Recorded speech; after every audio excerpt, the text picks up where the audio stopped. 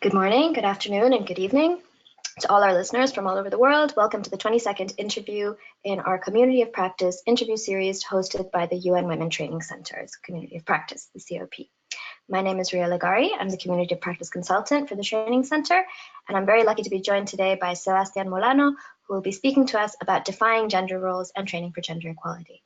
So as our regular listeners know, this COP interview series features a range of interviews with experts on topics related to training for gender equality, and it builds on our series in 2017 and 2018. So this series will run from July through to December 2019.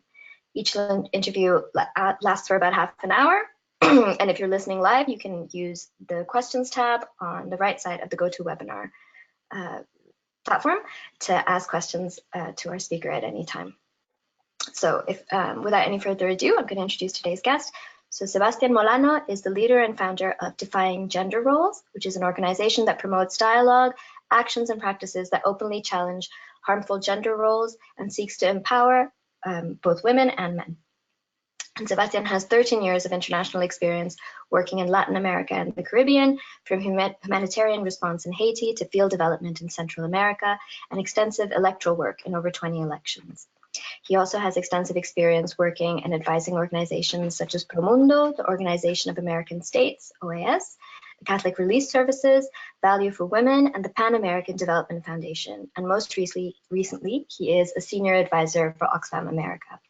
As a communicator for social change, Sebastian also gives presentations in national and international scenarios on gender issues, and he writes extensively in both English and Spanish on topics related to gender and masculinity. So thank you so much, Sebastian, for joining us today. Thank you, Rui. I really appreciate this space and opportunity to have a conversation with you and to contribute to the conversations around gender equality. It's wonderful. We're really, really lucky and very happy to have you. So to begin with, I thought maybe you could give our listeners a sense of what the aims are of defying gender roles and how you work to achieve your aims. Yeah, so defying gender roles was something that started out of, from my perspective, a gap. I was back in 2012 thinking and talking a lot about masculinity, very inspired by Gary Barker, Promundo, and as a Colombian being brought up in a context of internal conflict, war, violence. I thought a lot about masculinity and power, and the intersection of gender and masculinity helped me to understand better patriarchy and systems and who gets excluded and who gets access to resources, power, decision makers in areas. And when I was looking at what at that point was the offer in terms of gender work, what I could see is those buckets of work. So I would encounter things like gender-based violence, and then economic empowerment, and then political participation, or rethinking and talking about what being a man was. But they were kind of siloed. Like if life would stop and you will have buckets of moments and not a spectrum of experiences that will shape the way in which you understand the world and you experience it based on who you are. So because of that, I said, like, well, I don't see a space in which we can start having those conversations and purposefully, intentionally connecting the dots. So because of that, and with that intention, I started to create what I think now it's more of a community of practice and a space for mutual exchange in regards to what does it mean to be a man today? What does it mean to be a woman today? What are the ways in which life experience is shaped by the constructions of gender? So this is what drove me to create Defying Gender Roles. And the notion of define is that we challenge purposefully. It's not that we accept or we disrupt only, it's that we want to make sure that we stand against the challenges we're facing as people, understanding that depending on who we are and how we present into the world will shift the access to opportunities and rights we have, and then anchoring that on gender roles because it shapes our lives since before we're born. I think that nowadays in 2019, Define Gender Roles might seem like, oh yeah, you're pretty mainstream. When we launched this initiative with a sort of collaborators around the world in 2015, it wasn't. It was one of the few spaces in which we were connecting the dots of gender, masculinity, women's rights, feminism, although that point, we're not talking about in those terms, but it has been a space where we have articulated and make sense of that. So that's how it started. In one of the things that I felt that I could bring, that it was important, was an intersectional understanding of that. So I'm Colombian. I grew up in Colombia, went to school and college in Colombia. I have the fortune to speak English, to have an education in the U.S. In graduate studies, and I'm heterosexual. I'm cisgender. I'm a migrant living in the US. So there are a lot of intersections that help me have a different understanding of issues of, let's say, gender masculinity and gender and defined gender roles, has allowed me to explore that and to put that out there and find that that resonates with the experience of a lot of people, not because they identify with me, but they are in the struggle from their own intersectional perspective. And that help us to start building bridges of gathering, of being together in this moment. And is training for gender equality, do you think that's something that can help build bridges? Is that why you became, well, I know that you have many facets of expertise, but I think one of your facets especially is training. And I wonder if that's why you thought that this was a good way to connect the dots. This was a good way to build bridges.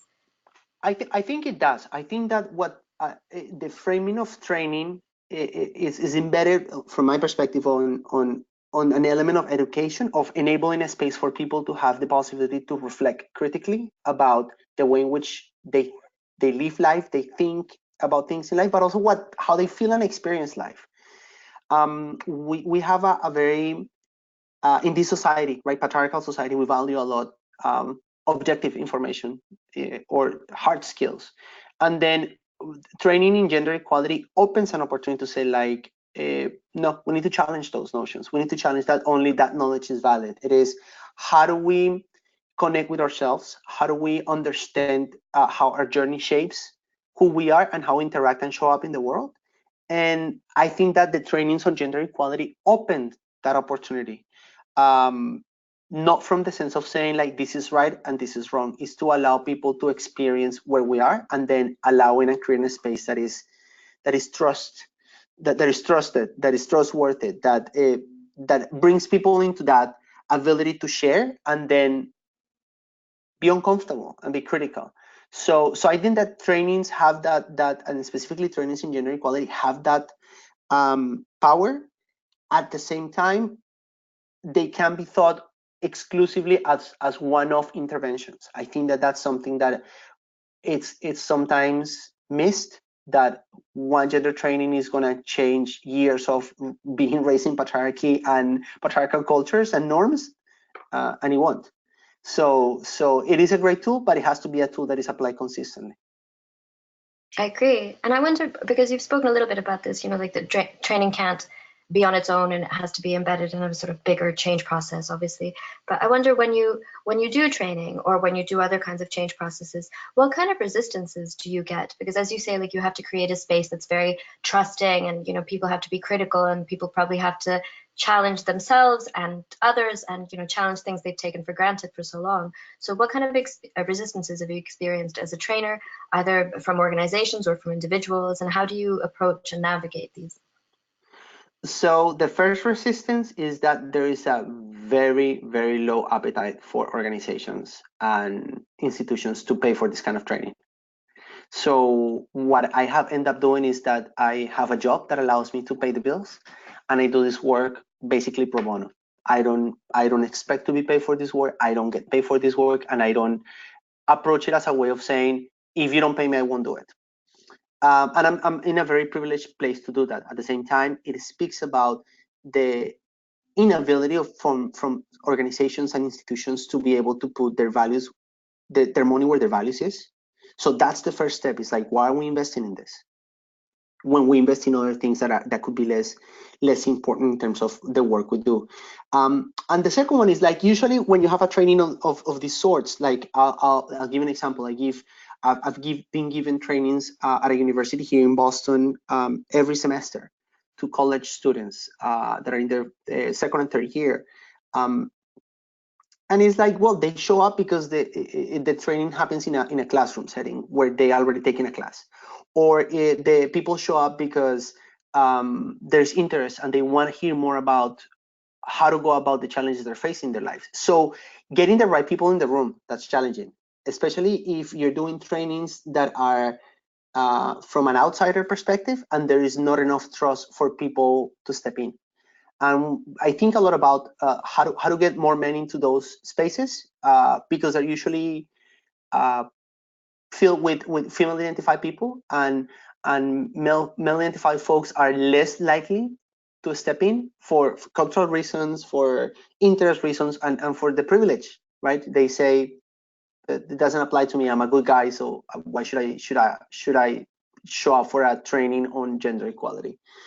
So it takes a lot of pre-work of being mindful of who do we want to be in the room, and then how to cater to those groups in terms of invitations, of having one-on-ones, and then to design an after review of the trainings. So you hold the training, you talk to the people that have approached you to figure out what they want to achieve out of that, and then afterwards it's like, okay, this is how it went, this is what went well, what it didn't, what do we do next? How does this fit in the larger picture of your training plan for the people, for the organization, for the students, for the group of people who are joining?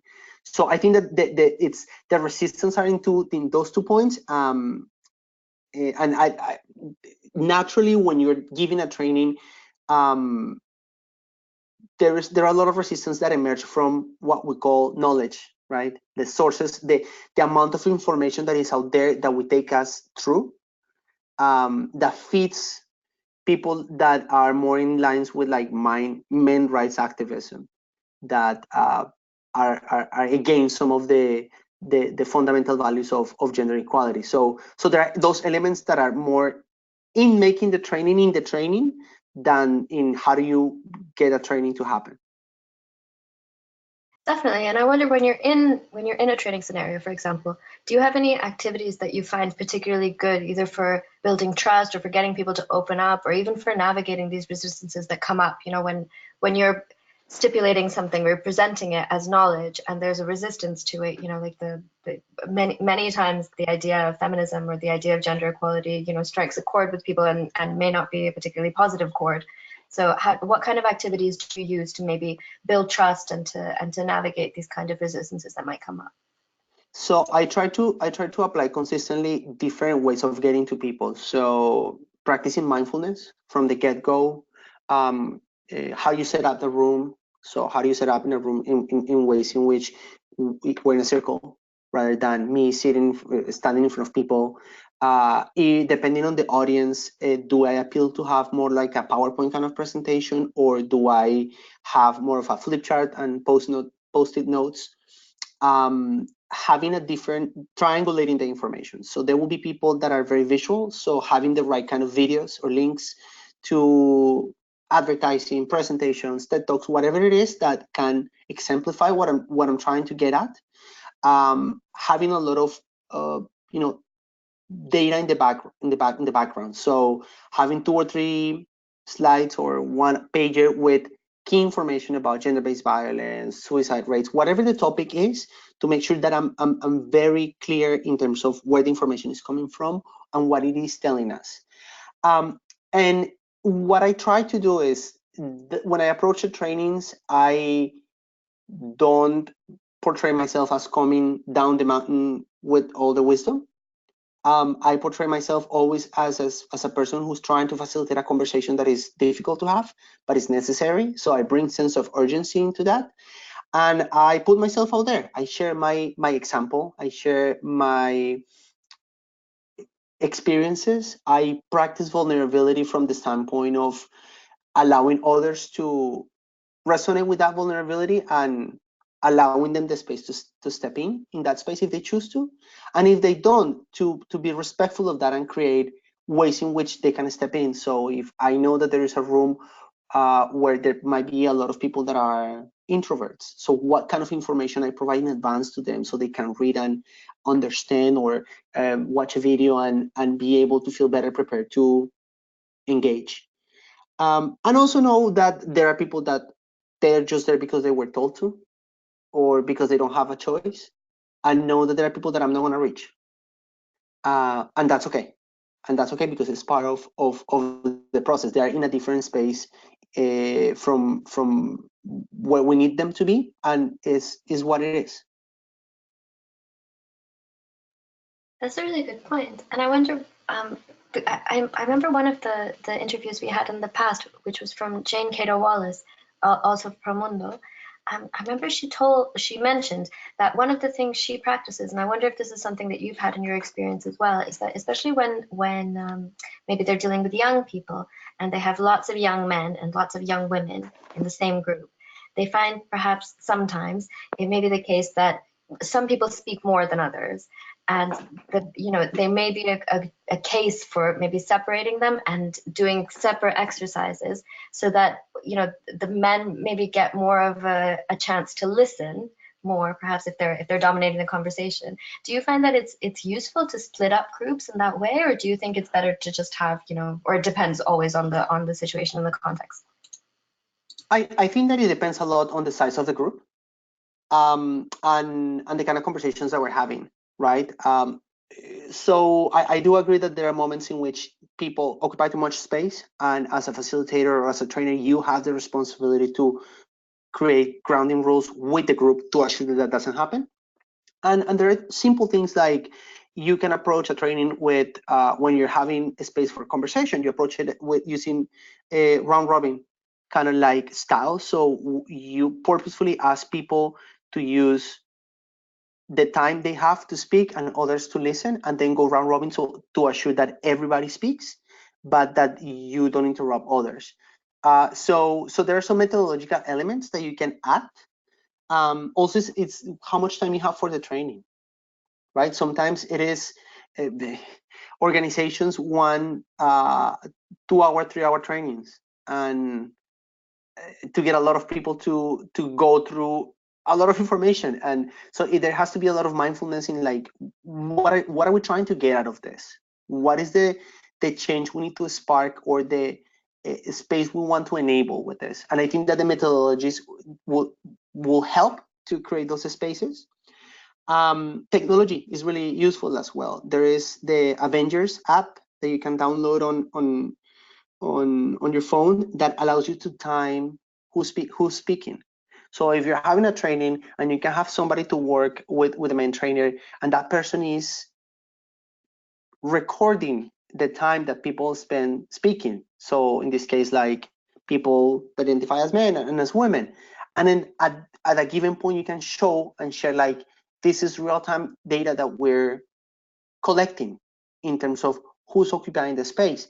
And you compare that with the composition of the room, and you say, what does it tell you about the context in which you operate?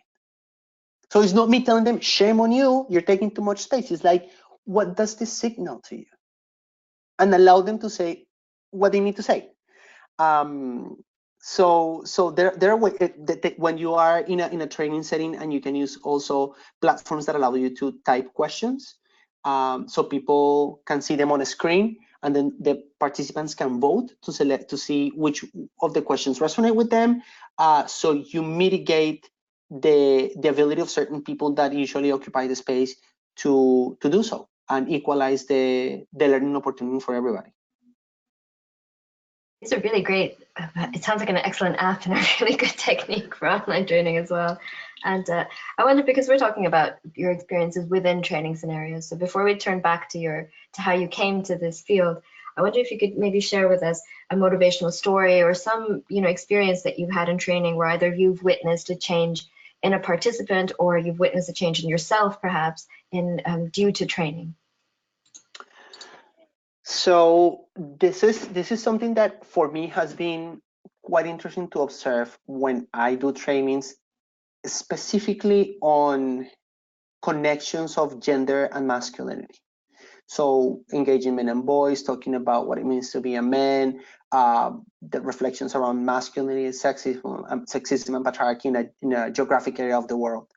When I've been in those spaces, in a lot of the settings, when we're wrapping up the training and we have a space for questions, for comments, I'm met with silence.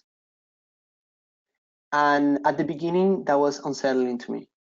because it's important to have validation, right? You're doing a propositional presentation in terms of issues that are core to people, and then met with silence is like, I just blew their minds, or I totally lost them. It's like it's one or the other. There is no gray areas here. And more times than others, I would say that the majority of the reaction has come afterwards. I would have people after the training coming to me and say like, hey, when you were talking about the experience with your dad, it brought up my experience with my own dad and where I am in that process. Or people coming and asking me, so how do you get involved into this work? Why are you building connections between corruption and masculinity? Why are you talking about the peace process in Colombia and the need to rethink about being a man? So a lot of synapses happening, but at the same time knowing that these are things that take time. So just to see the sparks on people's eyes of saying like, there is something here that is valuable. I don't know what it is. I can't put my finger on it yet, but I feel it and I sense it, which I think that is wonderful. So I'm like seeing people wrestling with that, but not knowing quite yet what to do with it. And for other people, they come to me and say like, hey, you say men and women, you need to use more non-binary language. So just make sure that you do that. I'm like, fair enough. Thank you. I appreciate that. I have a lot of blind spots too, biases, and I appreciate that these are opportunities for people to push me and challenge me.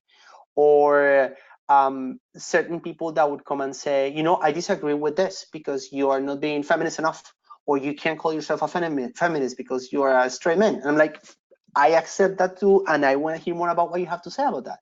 So usually in the trainings, the challenges are less, but afterwards that conversation happens. And in working specifically with male identified people in groups, the challenges are less about what is being presented. It is about how what I present reflects on how they're feeling about it. So when people are talking about, let's say, caring for others or care provision, usually the reactions I get are an emotional reflection of what the information they're being presented with. So that's one of the things that I feel there is a gap in how we do this training work. And that's something that I recognize that I am working on, which is how do we create a space for having these very difficult, complex conversations in a way that is responsible, so we allow people to have access to the resources they need, because sometimes we tap into things that are very deep and profound that really affect people and how they see themselves and how they experience life. And it's like, if I experience that in a training, is what is my responsibility to act on that, and at the same time to assure that I am being responsible in how I'm managing a situation. And I think that we don't talk much about it, that we think like that's something that is more about psychology or therapy, and it's like, no, these things emerge because they're profound, and we need to be more mindful of how we do it. And I work a lot on trying to be very mindful in how I do that, and what doors I open and what doors I don't open, and what I'm capable and able to manage in those spaces. I think that's a very important point, because as you say, training can be a very emotional experience, and it seems, but yeah, it would seem very irresponsible to sort of open these doors and open the floodgates of emotions that might be, very difficult and very, traumatic, perhaps, without taking into consideration, what kind of effect might that have in the long term, and whether, as trainers, we should assess that in a very responsible way before opening these floodgates and, potentially harming the people that we're engaging with as participants. So I wonder if you, on that note, or on any other note as well, like what kind of advice would you give someone who's either starting out or has already been training for a long time, especially if they're, well, whether or not they're a man or a woman? What kind of things do you think that they should really bear in mind when they go into this kind of field? I think it's important to have an understanding of where the pedagogical background that you're going to be using for doing this work.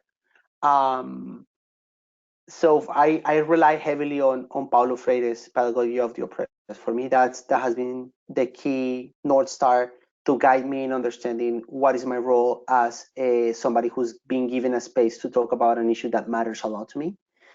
Um, it matters a lot how you communicate, so your language, not only your language in terms of, like in my case, English is my second language. So making sure that when I express myself, I do it in a way that I'm using the words that enhance people's rights, that give people dignity, and not falling into the cultural ways of referring to certain experiences, people, groups that might diminish that dignity. So be very on top of that, be on top of literature, current of what's the way in which conversations are being shaped and talked about. Um, be very clear in key concepts, right? If you're going to be talking about gender and you don't have a clear concept of what privilege is, or oppression, or patriarchy, then you're gonna miss an opportunity to engage people in the right way, and it's gonna affect the way in which you approach your training. And finally, it's like the best way to start doing it is it's to do it is to reach out to people that you trust and say, hey, I want to give you a chance to help me out on this new thing I want to do. Can we do this half a day on a Saturday and I cook dinner for you all? Let's bring some friends and talk about how will you do that. Reach out to people who has been doing that for a long time. There's so much information online that you can access to, like these kind of webinars, that is helpful. But at the same time, it's like we're people, so we want to connect to other people. So just reach out to people. If you reach out to me, I'll be more than happy to talk to you about how do I go about these things, because I've done the same.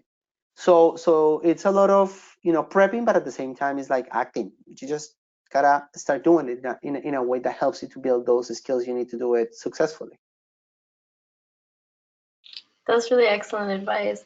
And I think it brings us in a really nice way, sort of full circle from where we started, because we started with, your experience of starting defying gender roles.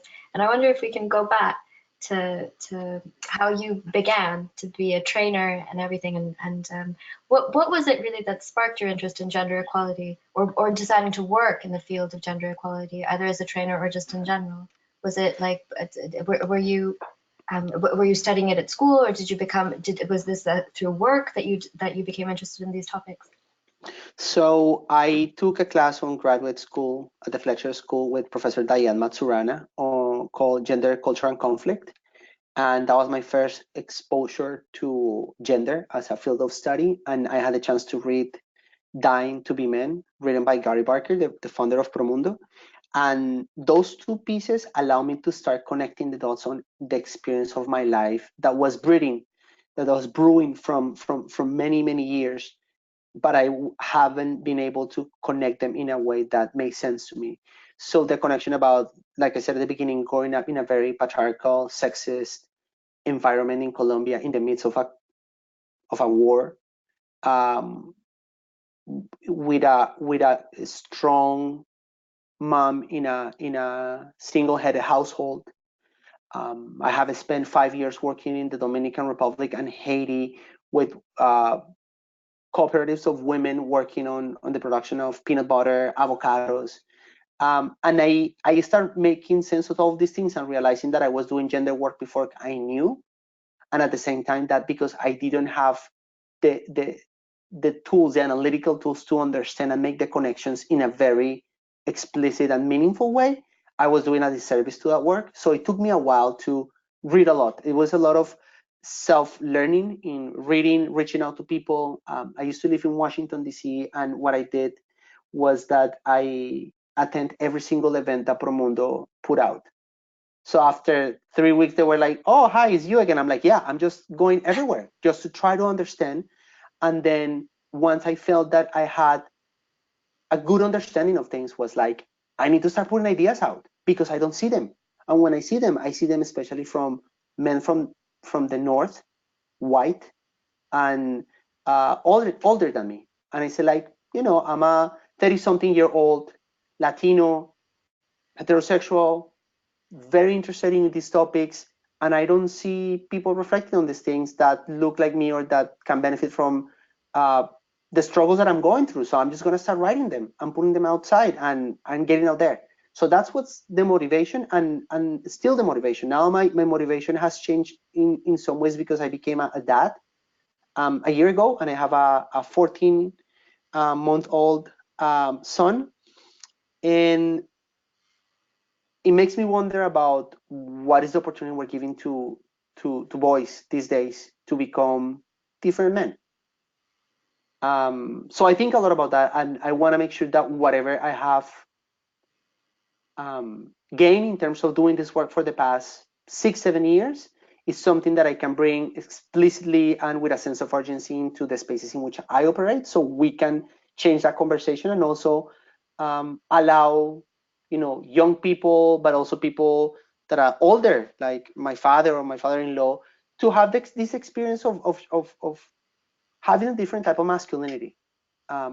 And that's beautiful. That's something I have experienced with friends, with people close to me, with my dad, and it's beautiful. So that's what motivates me, and that's what motivates me. And there's a sense of urgency. The gender inequality is, from my perspective, the most pervasive power inequality that exists today, and it has to change. There's no other way. I agree. That's a really brilliant message to end on. I think I agree. It's beautiful. And congratulations on becoming a dad. That's really Thank you. Thank you.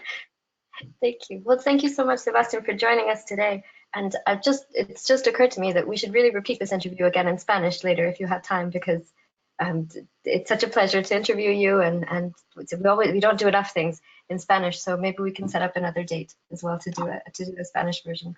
I really appreciate that you bring that up, because I think that one of the elements that is missing from this gender equality field is that a lot of the things are produced in English, and Yes. that's one of the power inequalities that exist, that we're having this conversation in a language that people cannot access it sometimes. Yeah.